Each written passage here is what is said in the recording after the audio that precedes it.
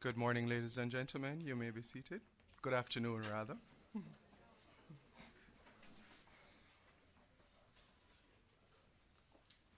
Let me say a particularly good afternoon to all the stakeholders, both here and online on our various virtual platforms. We want to welcome you to this media briefing, which is being hosted by the Ministry of Economic Growth and Job Creation, and particularly to discuss matters relating to water supply in Negril. Right? For those who need a little bearing, Negril is on the western side of the island, situated or straddling the parishes of Hanover and Westmoreland, and primarily served by the logwood treatment plant, which currently is being affected by the drought. Now, the pleasure is mine to acknowledge Minister without portfolio in the Ministry of Economic Growth and Job Creation, Senator the Honorable Matthew Samuda, Permanent Secretary Mrs. Arlene Williams, Chief Technical Director Mr. Yannick Watson in the Ministry of Economic Growth and Job Creation, Acting President of the National Water Commission Mr. Kevin Kerr, Principal Director of the Meteorological Service of Jamaica, Mr. Evan Thompson, Managing Director of the Water Resources Authority, Mr. Peter Clark, and Acting Managing Director of the Rural Water Supply, Miss Murray Bennett. Now, it would be remiss of me not to say a big howdy do to the members of the media who continually partner with us to ensure that messages like these are properly publicized to every corner of Jamaica. So thank you, members of the media, for joining us both here and online. Other special guests invited and those who are representing for their various communities, again, good afternoon.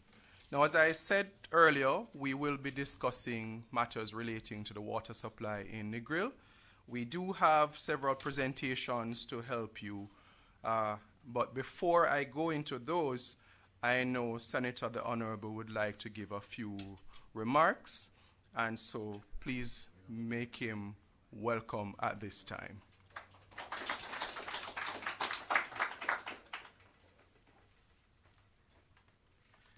Thank you, Delano. I will consider these welcome remarks and not my substantive presentation.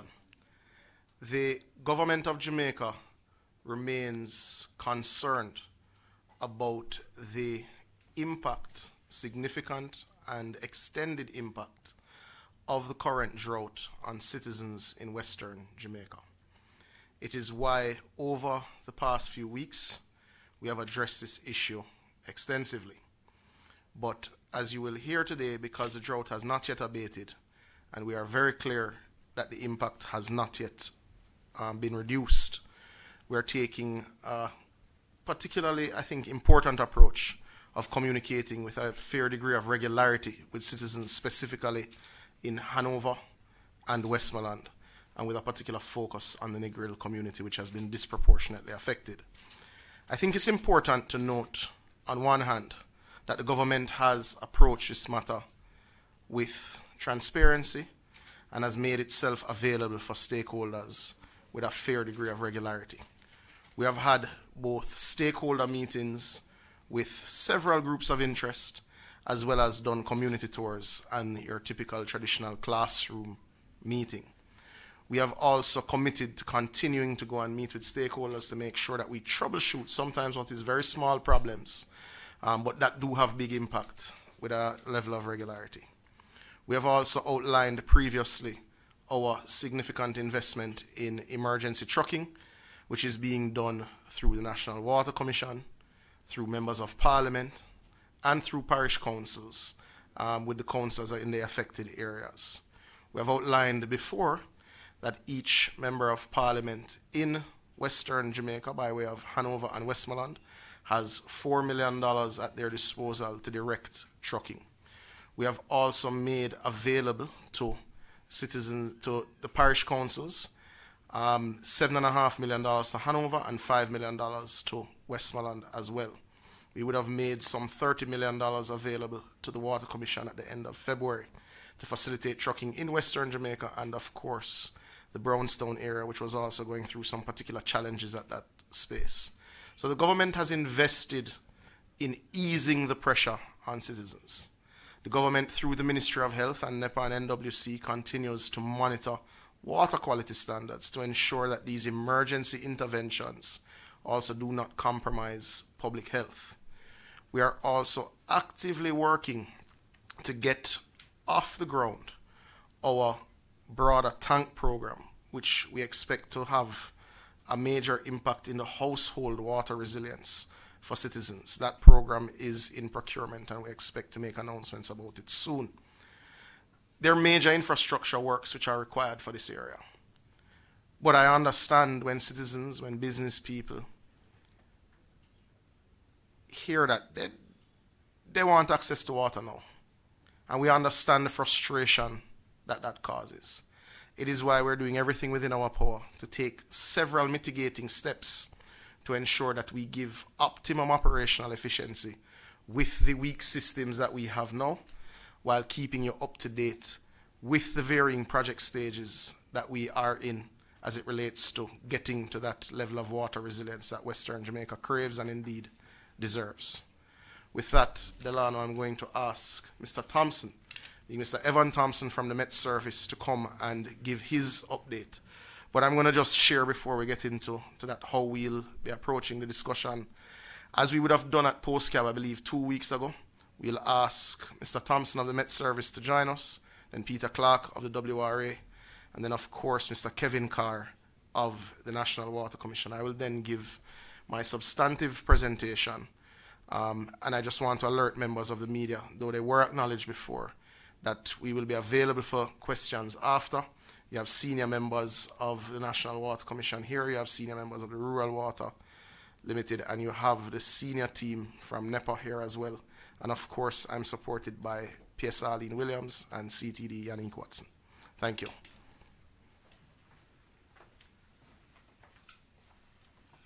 Thank you very much, Minister, and good afternoon, everyone.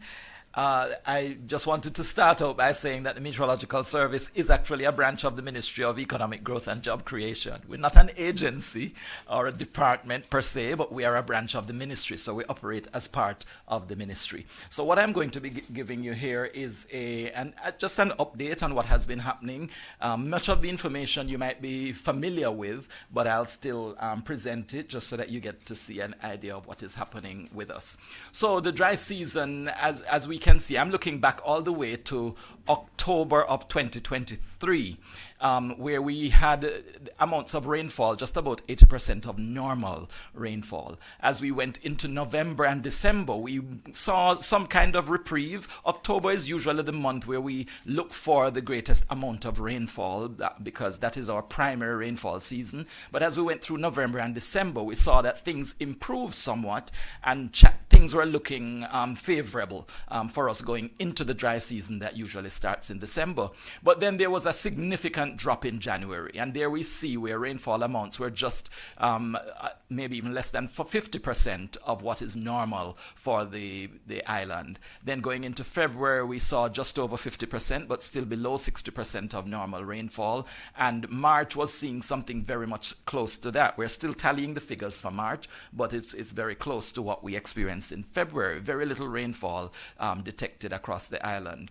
I just wanted to compare it with what we saw the previous year, because you may recall that we spoke a lot about the drought that we experienced during 22 to 23. That's going from October through November, December into the new year of 2023.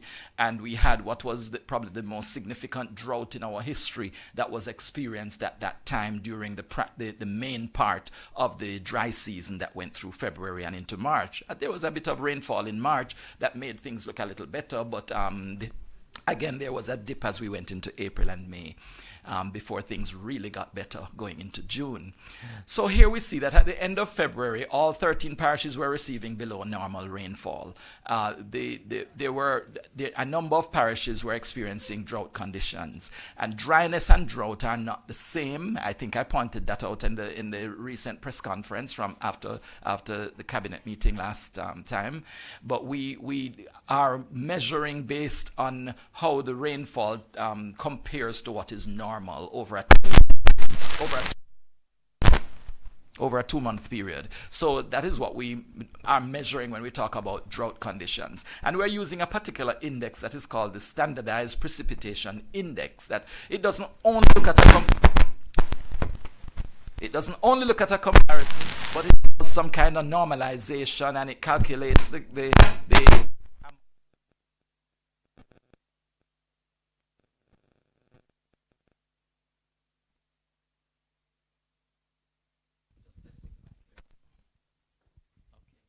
All right, yes, this is much better. All right, so we saw sufficiently low figures to say that we have been experiencing drought for a couple of months, and in February we saw that it really dipped. If you just look at the pictures here, you'll see that the December to January 2-month period of 2024, December 2023 to January 2024, showed that image that you're seeing on your left. On the right, you see the marked change, where you saw a drop in the rainfall amounts, and so there are a lot more oranges and reds, with the weather conditions being more severe and drought getting more entrenched across the island at February. The preliminary data that we've been receiving from March also shows a lot of the oranges and reds, which shows that things have not yet started to improve. We are still in April, so we're not yet collecting the data, aggregate data for April, but in May we will be able to give you an update as it refers to the March-April period. But based on the level of rainfall that we experienced during March, the drought conditions have been exacerbated, and they are becoming more severe for the parishes that were already seeing a deficit, and then there is an expansion to more parishes. That is what we are expecting to see when we move into the next month. So what we're looking at now is the projection, where we are seeing still that we will have some amount of drying at the beginning of the period, but the April, May, June period, as we move into May and into June, we do expect an increase in rainfall. And there on this chart, we see that the western end of the island is likely to remain brown for a little bit longer than the rest of the country because of the climate patterns that are expected to be developing. We do expect that we will see the change occurring in the central and eastern parishes a bit before we start to see it in the west. Hence, Negril is at risk for continued dryness, and you could experience a deepening of the drought conditions for the parishes of Hanover and Westmoreland, which are the ones being under consideration today. So that's basically the report that I have for you today. Thank you very much for your attention. Thank you, Mr. Thompson. Our second presentation would be from Mr. Peter Clark, Managing Director for the Water Resources Authority. Please make him welcome.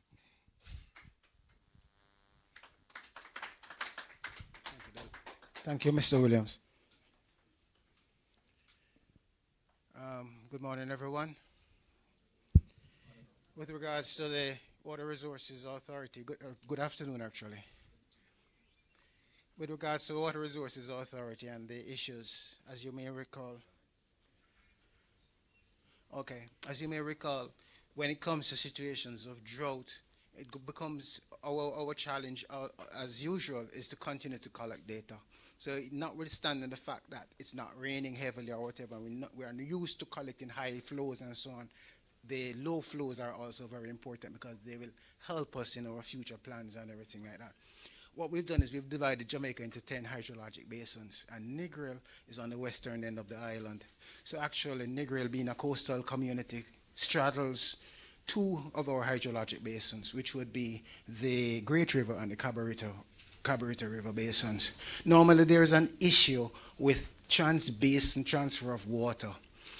usually have conflicts. However, with Negril being placed exactly how it is, straddling both basins, it becomes not so much of a challenge to introduce water from either side into Negril. It's quite acceptable within Negril, and it's quite acceptable from the sources that it's coming from. You may notice those red dots in terms of wells and so on. You will see that essentially, with Negril being right there on the coast, you're not seeing many wells or anything in that area. So the groundwater potential there is not so very high.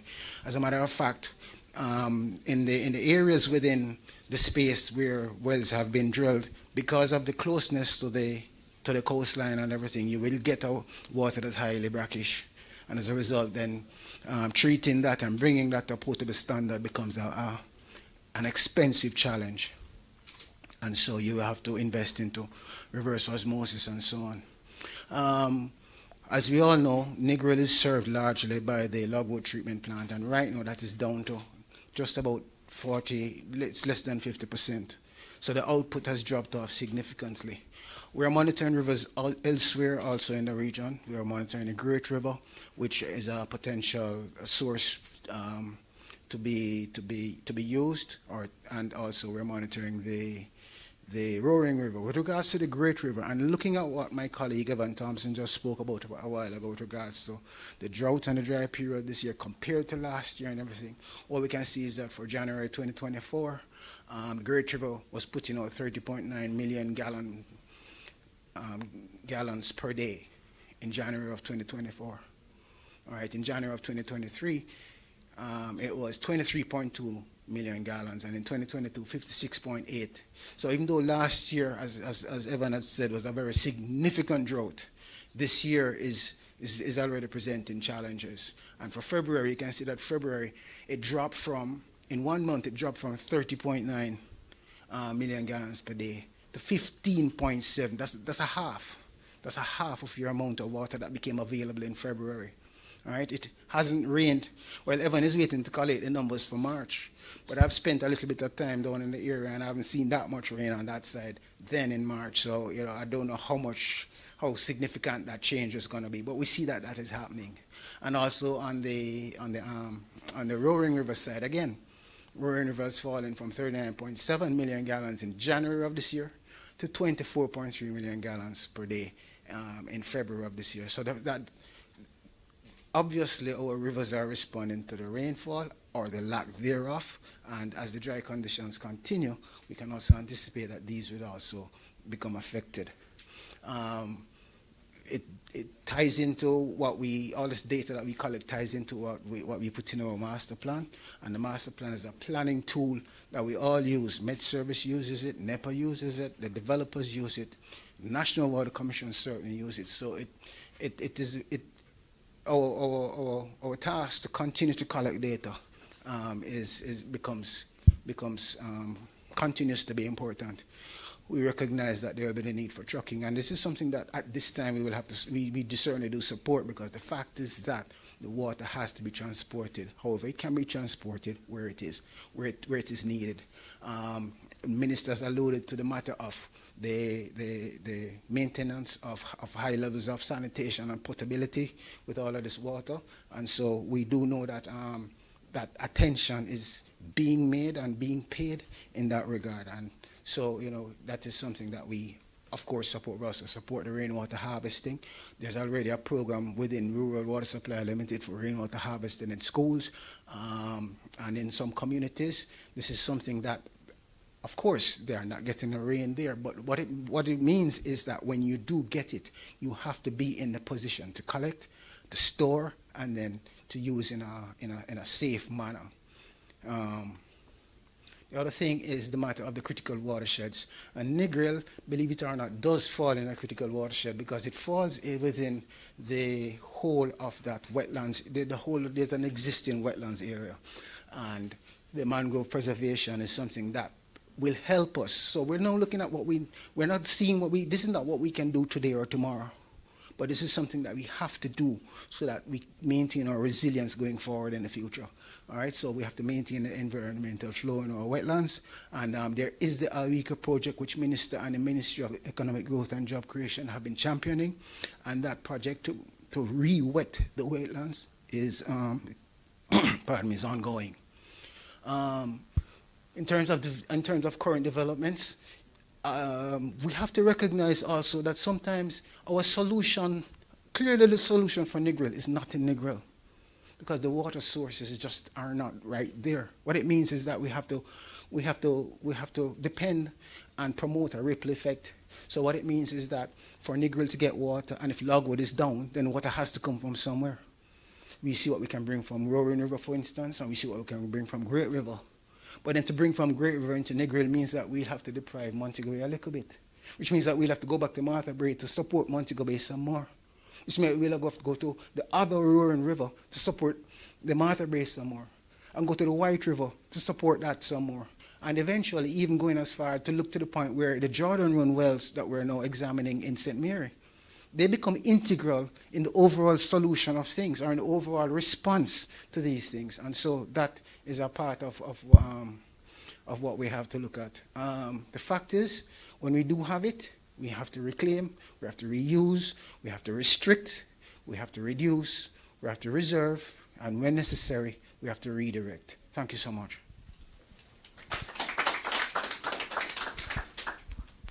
Thank you, Mr. Clark. Quite insightful presentation, and especially with today being World Earth Day, I think the discussions are far and wide, as we're seeing, and the context is not even just Jamaica anymore. It's really having us take a look at the global phenomenon that we are treating with. I also want to acknowledge the CEO and the town planner for the National Environment and Planning Agency. Mr. Francis is here sharing in the discussions, and we're pleased to have you, sir, Mr. Leonard Francis. Blessings, sir. Thank you for having us. We move on. Our third presentation, obviously, with all the discussions about the sources, persons want to know how they get water into their homes. And so the man of the moment is Mr. Kevin Carr. He is acting president of the National Water Commission. And in case you haven't quite figured it out yet, he's my boss, not just from today, but from yesterday. So I'll treat him with every regard I can. Please make him welcome.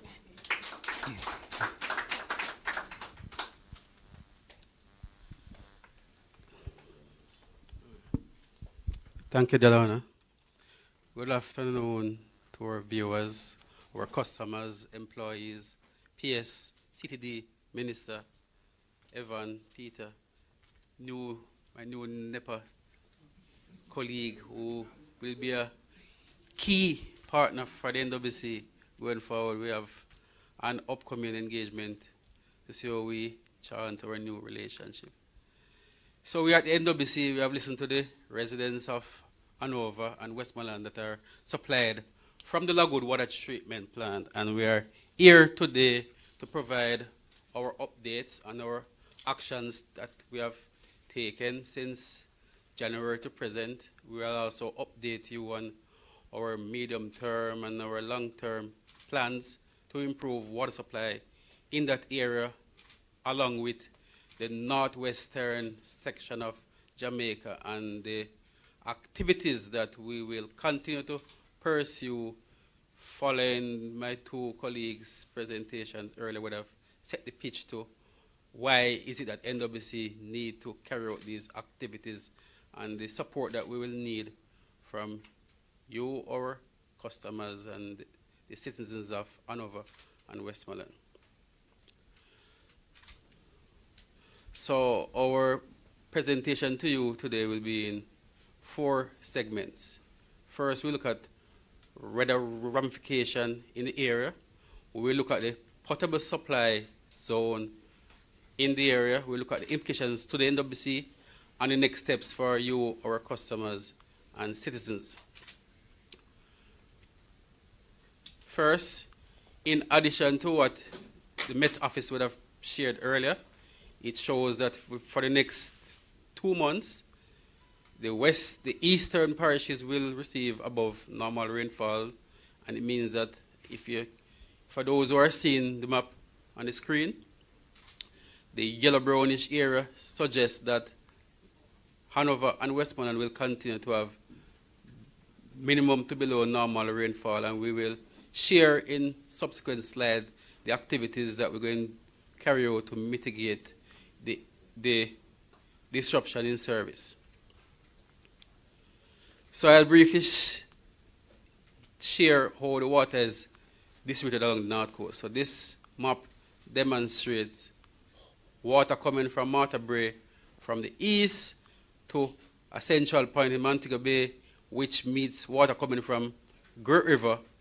Also, Great River produce and distribute water westward towards Lucy, Lagwood Water Treatment Plant, which is on my far west, supplies all the way northeast to Lucy and northwest to Negril.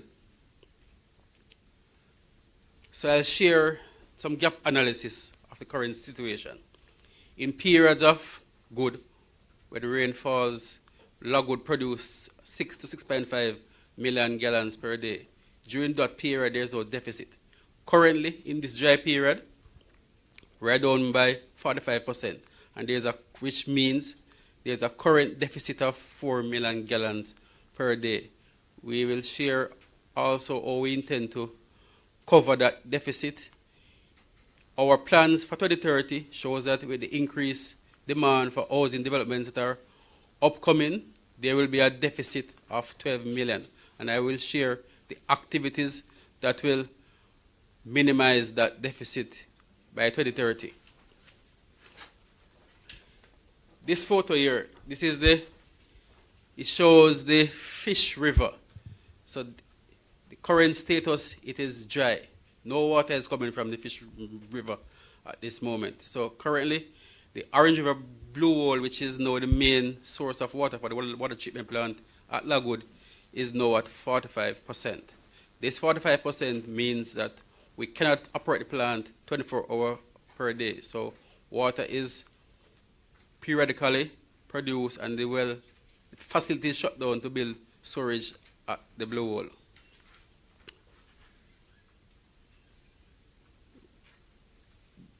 Peter earlier shared some potential storage on the North Coast that can augment this area. So from the south, he shared we have Venture River, Run River, and Black River. And on the northeast, there's Great River, Martha Brae, and Roy Buena, which will fall part of our long-term strategic plan to meet the northwestern and northeastern supply scheme of Jamaica. So the actions that the NWC has taken since January. We have communicated our challenges to you, the citizens. We have established stakeholder groups so we can get the feedback real time. We have implemented nightly adjustments to minimize fall-off rate at the Blue Hole. We have increased the number of trucks from other regions by 4. And we have scheduled intermittent pipe water supply. So I will share shortly the areas that have benefited from the new regulated schedule that we have shared. So I'm going to quickly summarize from Sunday to Sunday. So on Sunday, 7 a.m. to 3 p.m., Norman Boulevard, Whitehall, Orange Hill, Mount Airy, Brighton. 4 p.m. to 2, West End and Westland Mountain. On Monday, 7 a.m. to 7 p.m., Norman Boulevard, Sheffield, all roads leading off. It's 9 a.m. to 7 p.m., Whitehall, Orange Hill, Mount Airy, and Brighton. Tuesday, 9 a.m. to 12 p.m., Whitehall, Phase 1, 2, and 3, Red Ground. 9 a.m. to 7 p.m., Norman Boulevard, Sheffield, and all roads leading off that you can visit. You can visit our website to get the detailed schedule, and we will continue to post it in the different groups that we have in both parishes. So our short-term measures will conduct a rapid appraisal of the network. We'll do active leak detection. We'll repair the leaks that we have found. We intend to regularize those customers who are not currently on board with us to partner with us so we can promote conservation of the water that is unauthorized used. We will commence the procurement of 8 new water trucks. We will continue to intensify our trucking in that space. On the Great River system, we will commence the decalcification, which is an activity known as pigging, where we put an equipment in the pipe and we pump it through the pipe just to something like, is a simple term, is washing sediments from the pipe. And this activity will bring an additional 1 million gallons per day, which we will dedicate solely for Hanover. And this water will reach as far as Green Island, so we will minimize the need for logwood to go to that space, which means more water will be available to pump to the communities in Whitehall, Red Ground, and environs, which is the water transfer that we mentioned for Great River to Green Island. We have also, since January, procured a new standby generator. Those of you who are living in the area who are familiar with frequent power outage in the area, and this standby generator is to minimize the interruption when there is a single phase or low voltage problem. We have commenced installation and we will push to complete by this weekend. We plan to also explore any potential well, while RRA previously shared that the area is not known for wells, we are still going to explore the potential. There are some long-term, there are some medium-term activities which Minister will speak to further. We will commence the preparatory works for these major transmission lines in this financial period. So the medium-term activities, our plan is to upgrade the transmission lines from Marthabury all the way to Negril.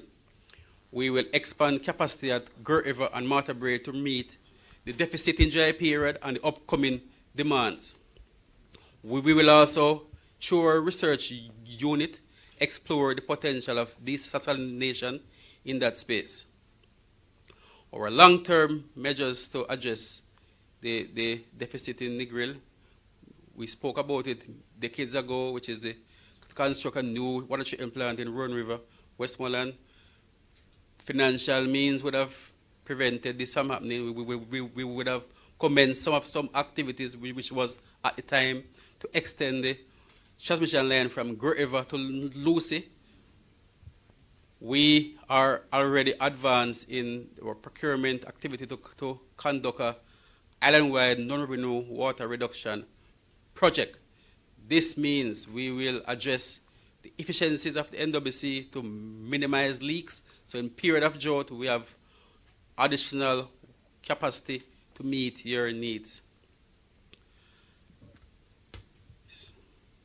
So this summarizes the capital needs to address the short, medium, and long-term goals in this space.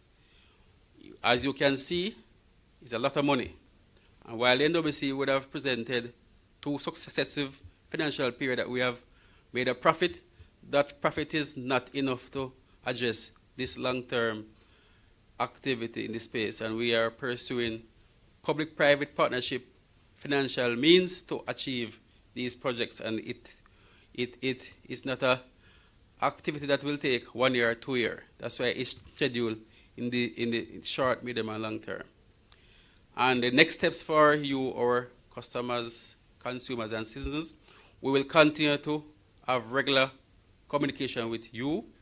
We ask you to continue to be patient with our teams as we try to distribute the little water that we have. We encourage you to store water and conserve, and continue to report leaks whenever you see them to the NWC.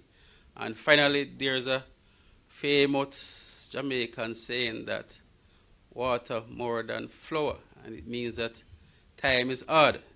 While we're in the drought period, the NWC is never short of ideas to address the challenges, and we ask that you continue to have hope in the NWC that we will find a way to provide the help that you need. Thank you.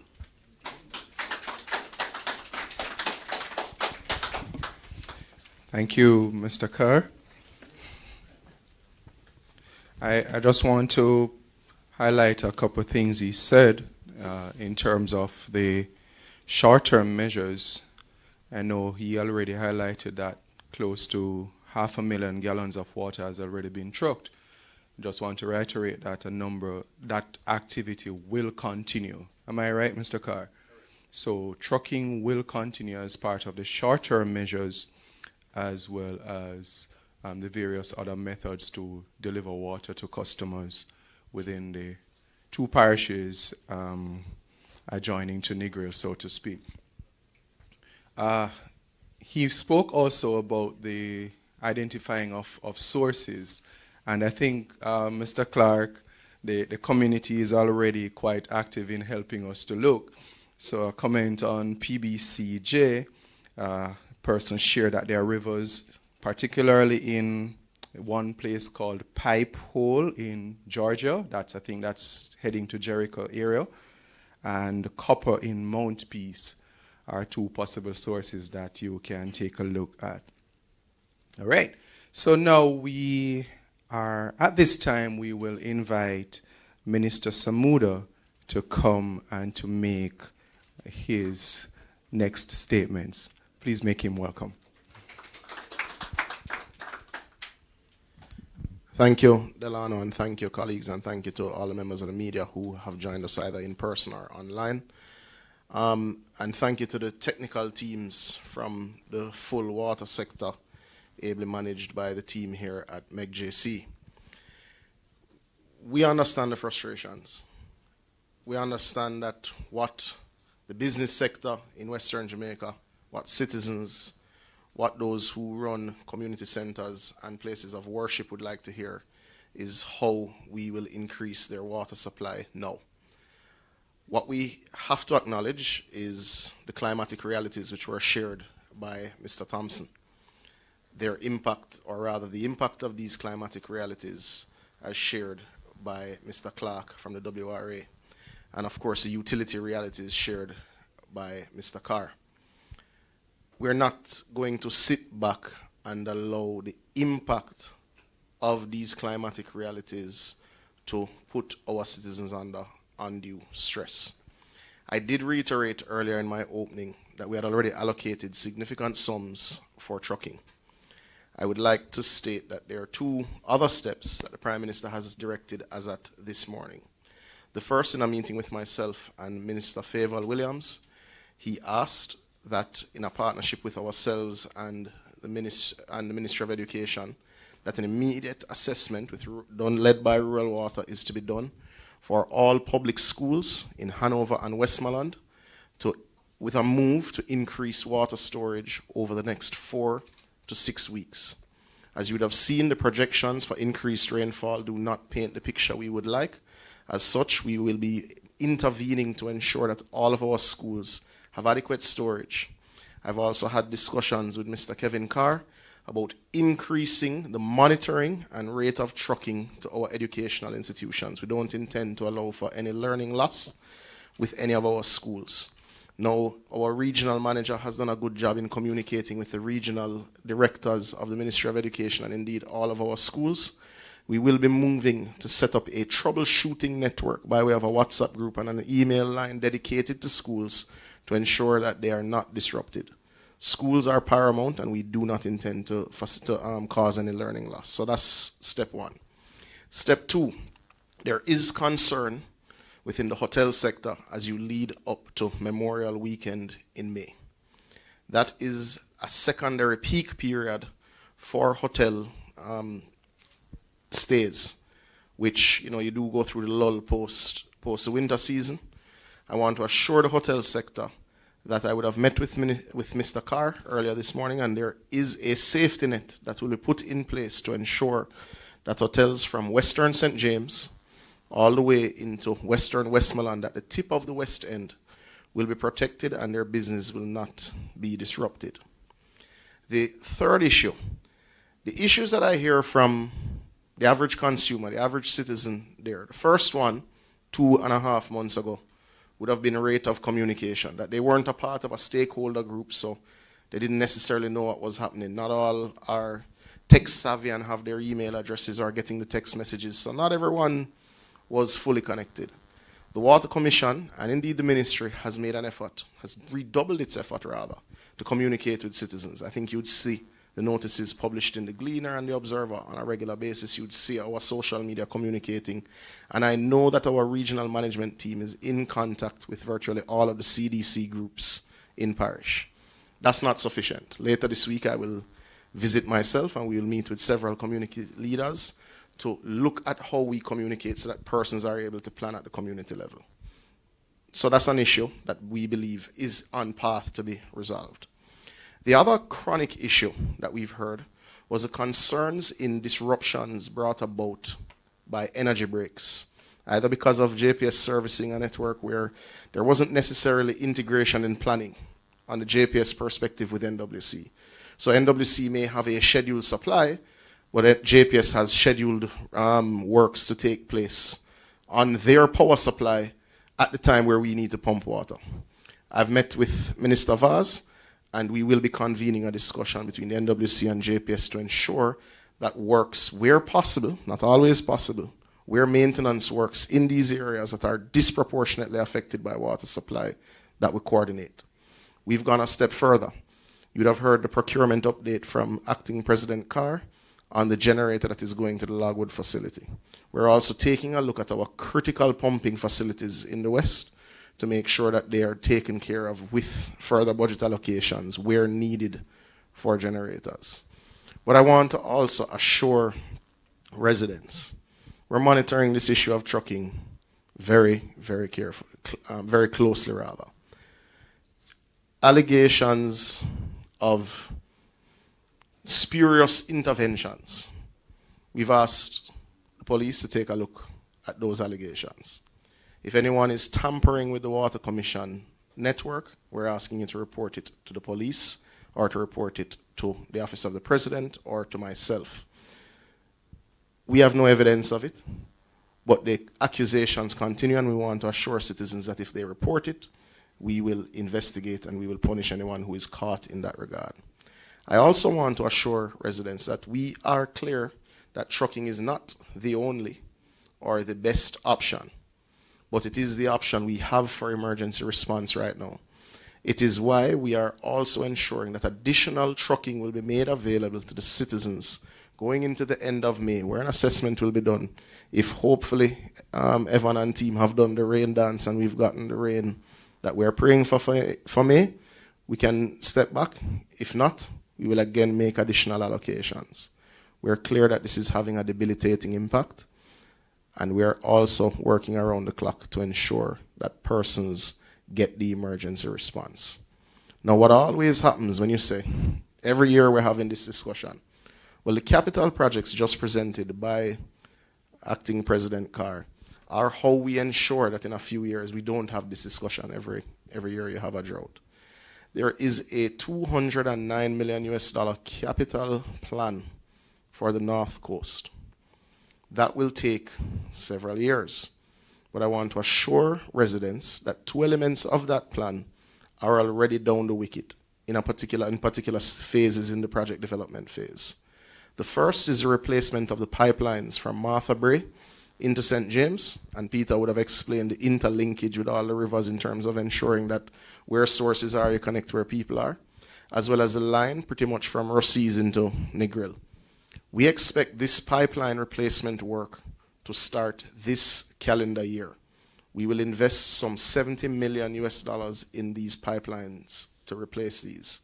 Now that will deal with 2 issues that we currently have. One, the fact that these pipelines leak profusely. They've all aged out. As the Prime Minister would say, they've passed their useful life. The other issue that it will resolve is the fact that the line from Rossies into Negril now is simply too small for the development and the population growth that you've seen in this area. It is currently 9 inches. We expect to increase it to 24 inches, significantly improving water supply in the area. Mr. Carr would have also spoken about the fact that we're going through the varying procurement stages of a PPP for the Great River Treatment Plant. This is absolutely critical to the future of Western Jamaica. We have a long way to go. We have a lot of work to undertake, but I want to assure the public that we're looking at this holistically with short, medium, and long-term solutions. We will also ensure that we continue to maintain communication lines so that we're able to deal with short-term issues that cause operational inefficiencies. I thank you.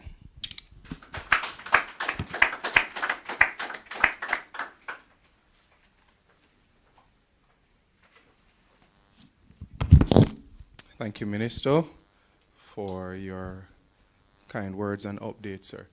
Now we make time for the questions, both from the media in the room and also from various social media and streaming platforms. So Danny is on the floor. So you can just raise your hand and then you identify yourselves and then ask your question. We'll take two from the room and then we go to social media and then come back. All right?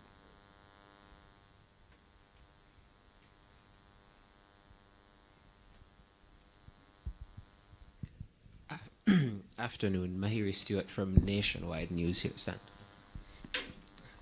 Afternoon, Mahiri Stewart from Nationwide News. My question to Minister Samuda, or anyone that could pretty much answer it.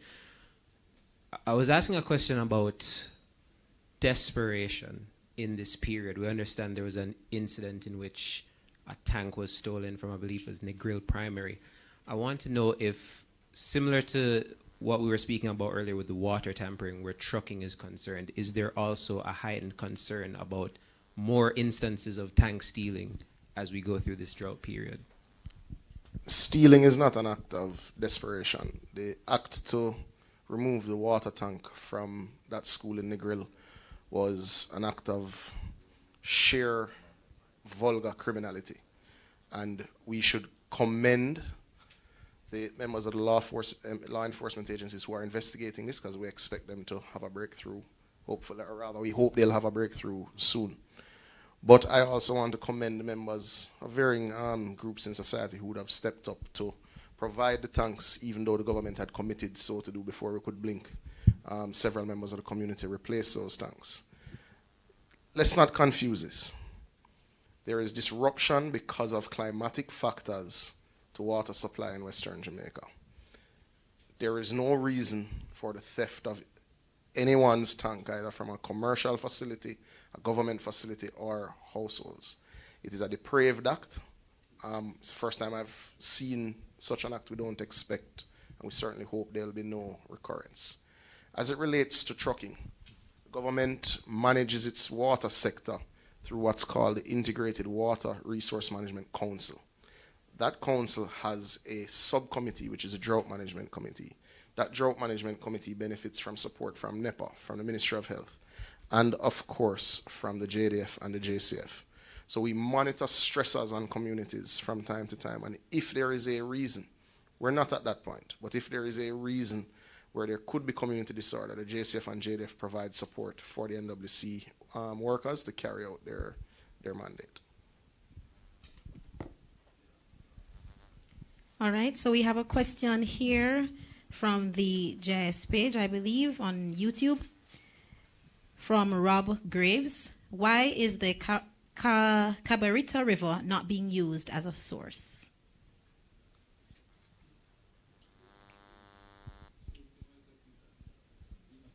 We'll invite Mr. Peter Clark to give a response. Okay, well, the fact is that just about any river is a source that can be exploited.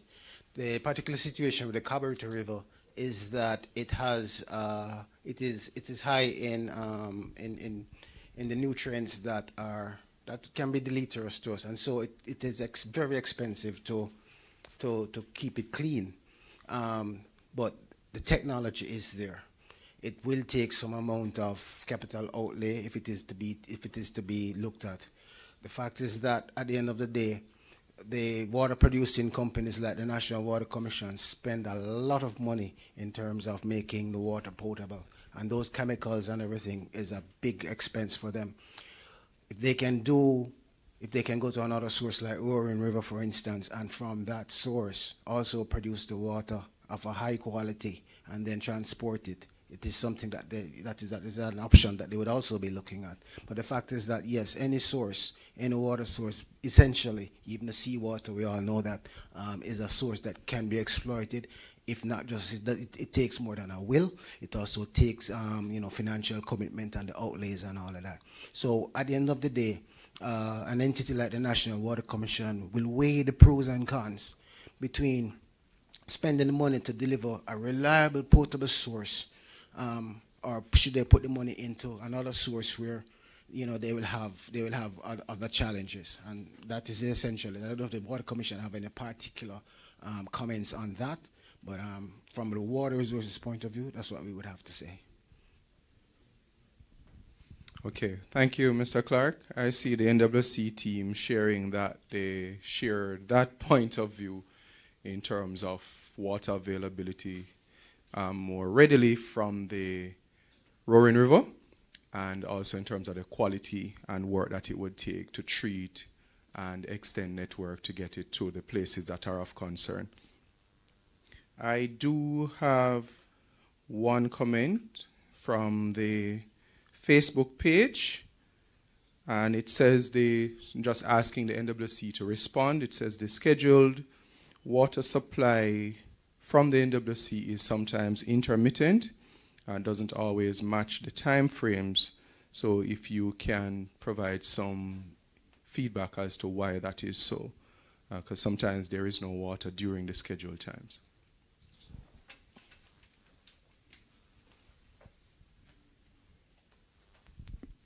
Yes, we thank you for your feedback, and we will reach out to you to get further details so we can adjust the schedule to meet your needs.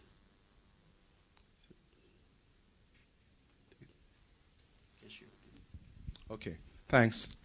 The person posting on Facebook is just being encouraged to provide a further contact so our social media team can follow up with you and do a more direct investigation.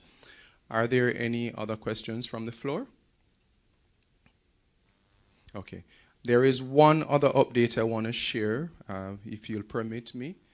There is a remark, concern, or a query regarding the Rosemount water supply fed by the Great River system. Some time ago, we did tour the area, and a promised pump was made. Promise for a pump was made. We're happy to provide an update that the pump is currently being installed and should be operational within a few days, and that will be to meet the needs for Rosemount and the additional or adjoining areas that are fed from the Great River system. All right. I'm not seeing any further questions from the room. Danny, none from social media. That means our presentations collectively have been quite comprehensive. Perhaps it's also a gesture of partnership between the utility and stakeholders here and the communities that we serve. And so I want to thank you, ladies and gentlemen, for your time. Thank you for participating in whatever fashion you did. Thanks also to the media, to the representatives from each of the agencies, and particularly Minister and his team as well. The work continues to deliver water supply. The assurances you have are here on record, and we're looking forward to providing you with reliable and also an improving service. Thank you again, and have a great afternoon. We will take some interviews for those who wish to do so off here.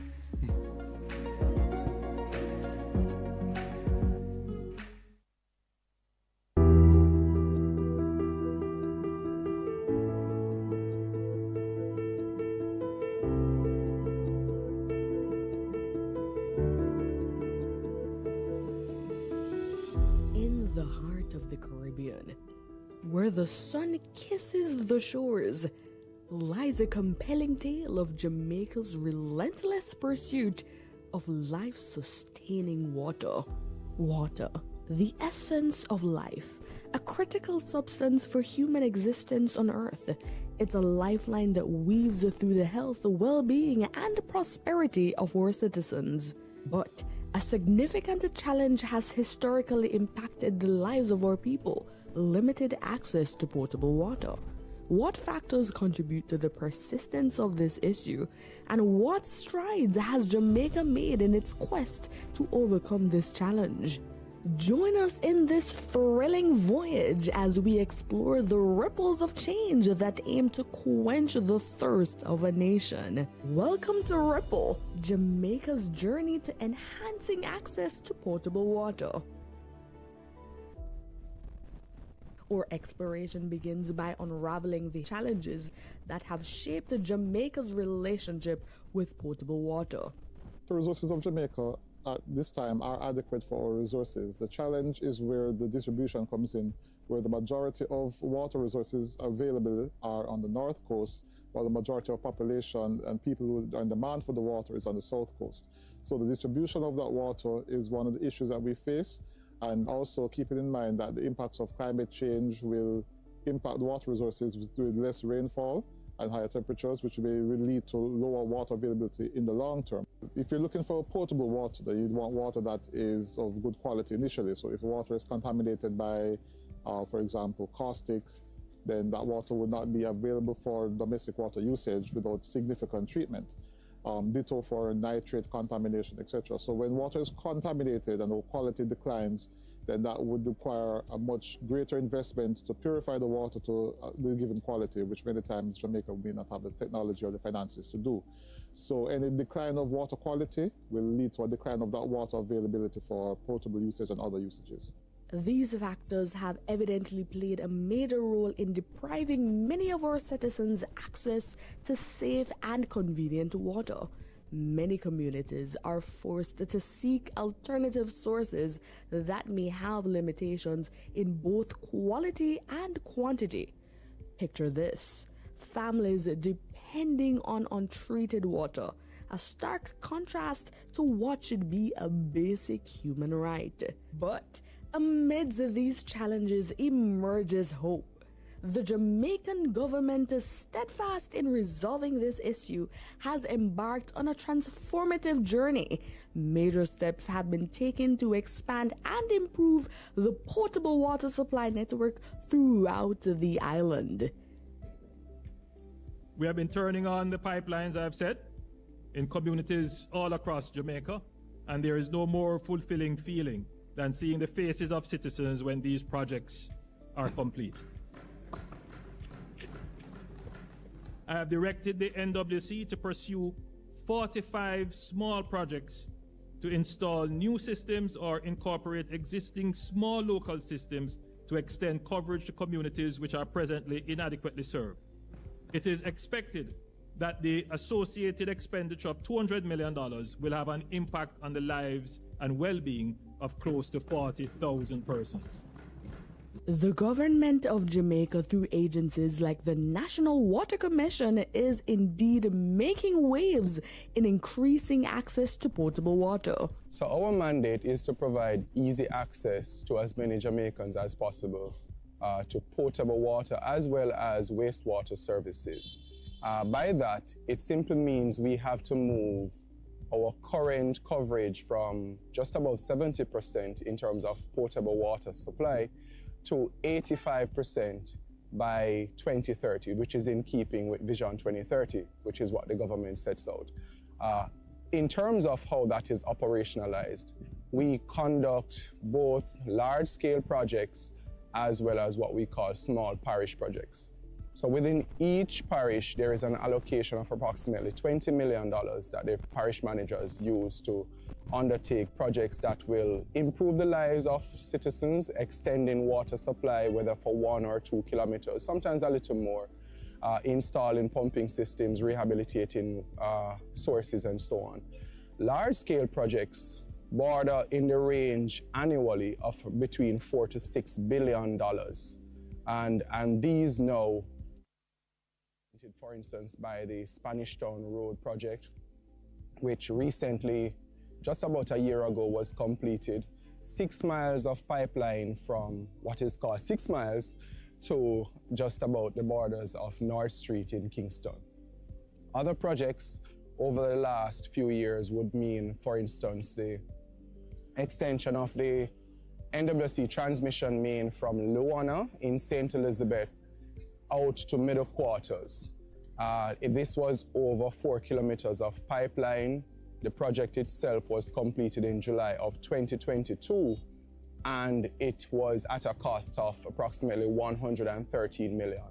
What this does, it has now extended or allowed us to better supply areas such as New Holland, Craigie, Lancewood, Rockland, and a number of other communities that are just now being extended as well.